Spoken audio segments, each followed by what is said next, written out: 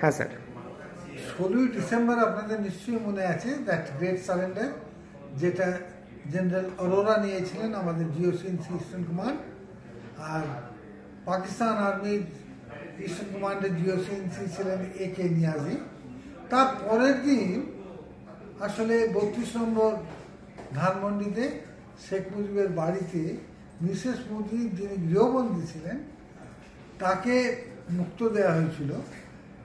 এটার কমান্ডার ছিলেন মেজর অশোক তারা, যিনি 14 গার্ডস খুব লড়াইয়ে খুবই নাম করেছিল।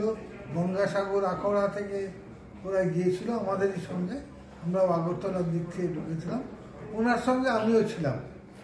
তো সেই যে অপারেশনটা হয়েছিল তাতে কোনো গুলি বিনিময় হয়নি। পাকিস্তানের যারা গৃহবন্দীতে ছিলেন 25 ফ্রন্টিয়ার ফোর্সে, তারা সোজা সারেন্ডার করে দিয়েছিল।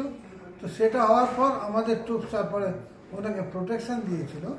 আর তারপরে আমাদের ওই ছবিটা নেওয়া হয়েছিল ম্যাডাম মুজিবের সঙ্গে। বেগম মুজিব ছিলেন, ওনার এক ছেলে কামালও ছিল সেই ছবিতে, আর আমাদের কিছু অফিসার ট্রুপস ছিল।